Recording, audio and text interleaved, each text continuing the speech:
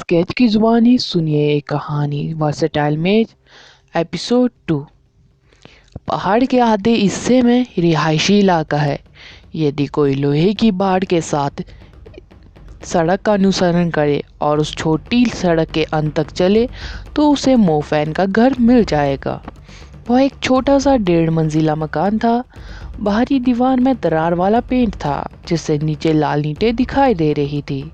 आसपास के घरों में कबाड़ पड़ा हुआ था। पड़ोस के अन्य घर लगभग 3.5 मंजिल ऊंचे थे।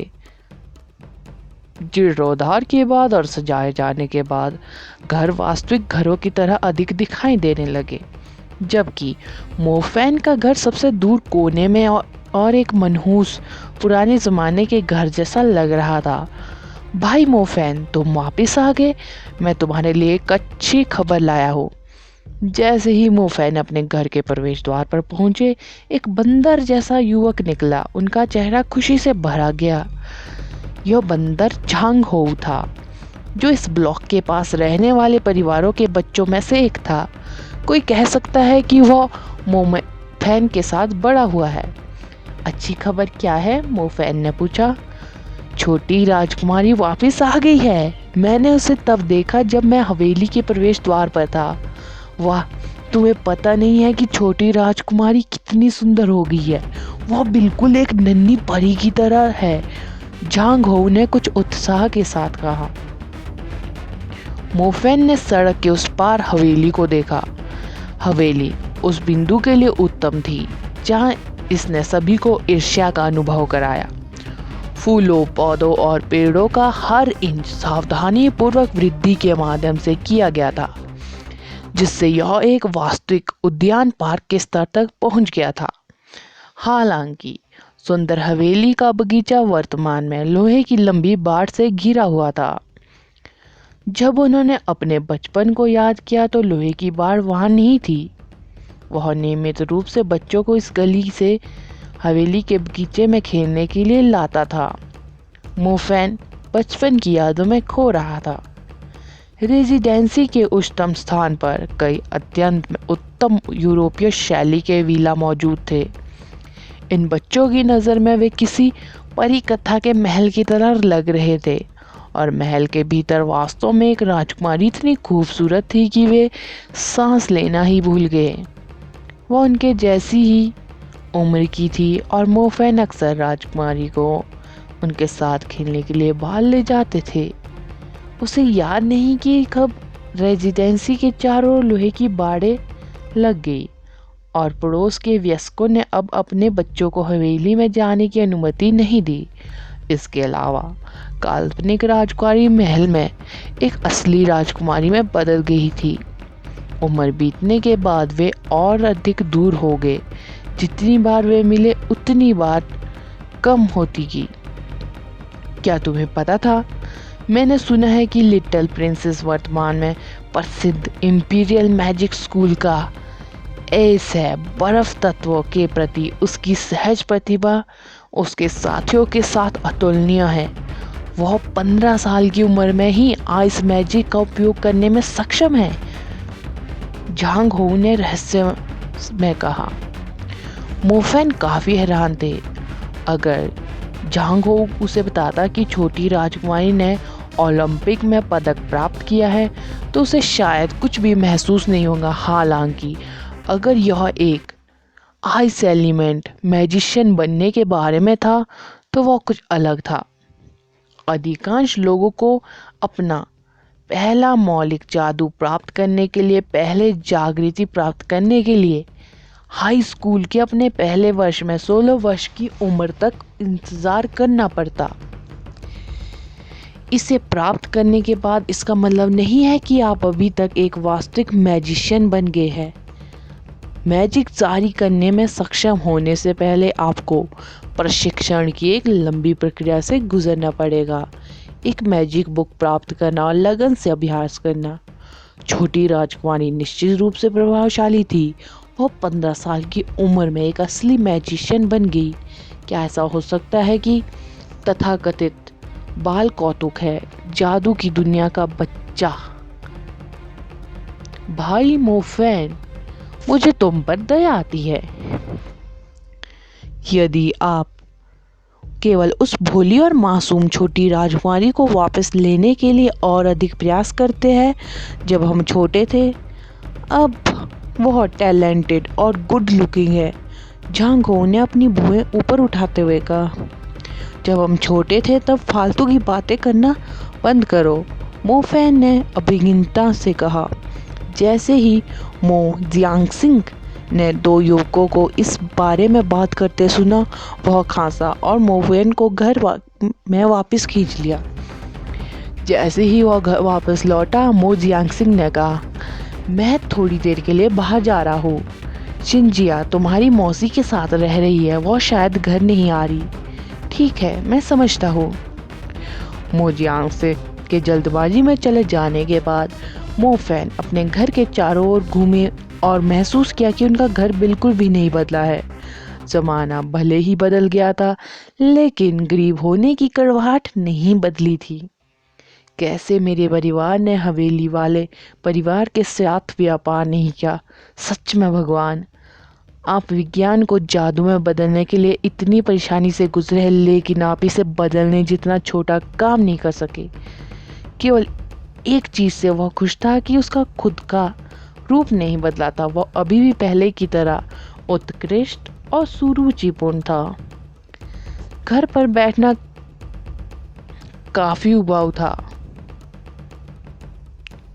इसलिए मो फैन थोड़ी देर के लिए घर से बाहर टहलने के लिए निकल पड़े। जब वह घूमते हुए कायदा सड़क का अनुसरण कर रहा था जिस पर कोई नहीं चलता था, उसने अपने पिता के पिकअप ट्रक को देखा जब वह मुख्य सड़क पर मिलने वाला था। उनका ओल्ड मैन ड्राइवर था। वह उस हवेली के मालिक को चलाता था, हालांकि वह नहीं जानता था कि उसके पिता का रसद अनुभाग में स्थानांतरण कैसे हुआ। एक दिन वह हवेली की तरफ से सामान खरीदने गया और तब से परिवार की हालत धीरे धीरे खराब होती चली गई। जियांगसिंग, तुम्हारा यह अनुरोध थोड़ा अशिष्ट है ना? आपको पता होना चाहिए कि अतीत में मैंने आपके परिवार के साथ काफ़ी अच्छा व्यवहार किया था। आपके परिवार के बच्चे द्वारा ऐसा कार्य करने के बावजूद मैंने अभी भी आपके लिए कुछ काम छोड़ दिया है। अगर यह किसी और का परिवार होता तो मैं उन्हें बस पैक करके तुरंत जाने के लिए गया था। एक अधेड़ उम्र के आदमी का स्वर धीरे धीरे बजने लगा। भाई मुहे, इसे आखिरी बार देखिए जब मैं आपसे मदद का अनुरोध करता हूँ। अगर मैं तियानलैंड मैजिक हाई में अपना रास्ता खरीदने की कोशिश करूं तो यह बहुत महंगा होगा। आपको मेरे परिवार की स्थिति के बारे में पहले से ही पता होना चाहिए। हम वास्तव में इसे बर्दाश्त नहीं कर सकते। मो जियांगसिंग ने धीरे से और विनम्रता से कहा। तुम अपने बेटे की नाकामी के लिए ऐसा क्यों कह रहे हो? उसके पास खुद मैजिक हाई में प्रवेश करने के लिए परीक्षा उत्तीर्ण करने की योग्यता नहीं है, इसलिए आप भाग्य को उसके पाठ्यक्रम पर चलने दे सकते हैं। वह लगभग 16 का है। इसके अलावा भले ही मैं आपके बेटे को मैजिक हाई स्कूल में लाने में आपकी मदद करूं, बस अपने चरित्र पर वह निश्चित रूप से ढीला होगा और एक वास्तविक मैजिशियन नहीं बनेगा। मैजिशियन बनना इतना आसान नहीं है। ना केवल आपको प्रतिभा और कड़ी मेहनत की आवश्यकता होती है, बल्कि जादू की किताबें, जादुई उपकरण और जादुई उपकरण कुछ ऐसा नहीं है जिसे आपका परिवार खरीद सकता है। इन चीज़ों के समर्थन के बिना वो प्राथमिक स्तर का मैजिशियन भी नहीं बन सकता।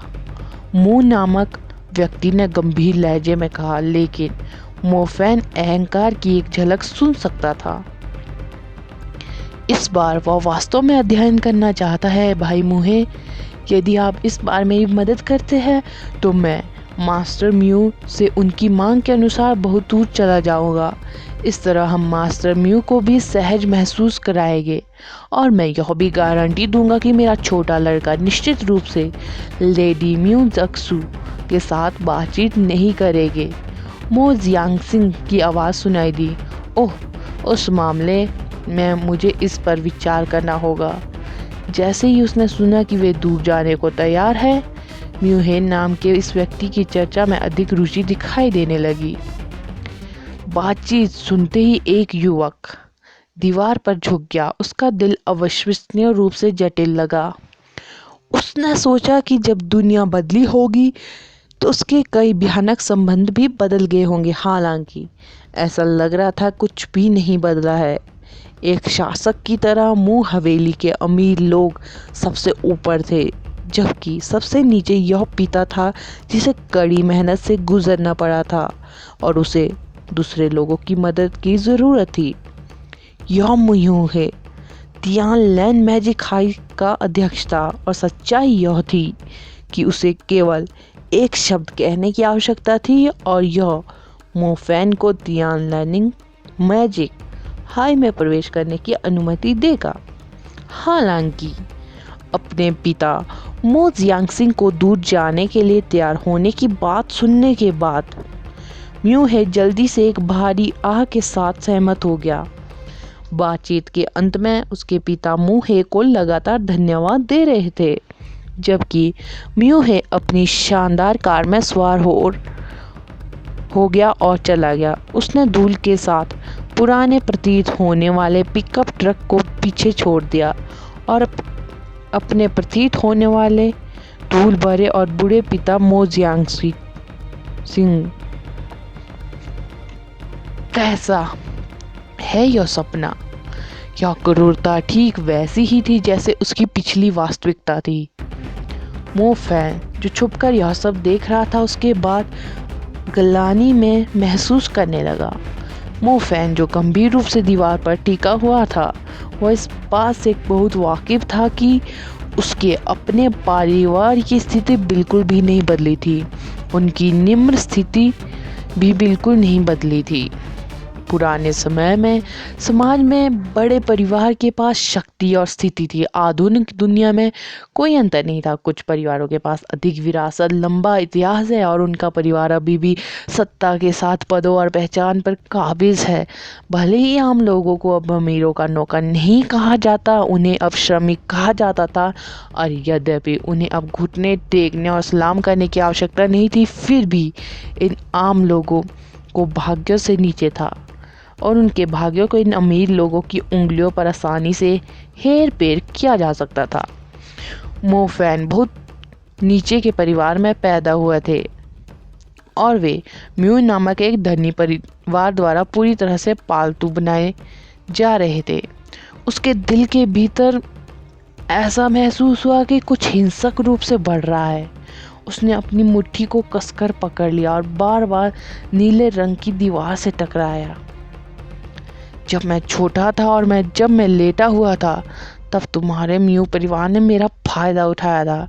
जब मैं शक्तिशाली होऊंगा तो मैं निश्चित रूप से 10 गुना नहीं 100 गुना एहसान वापस करूंगा। मोफैन यह कहते हैं।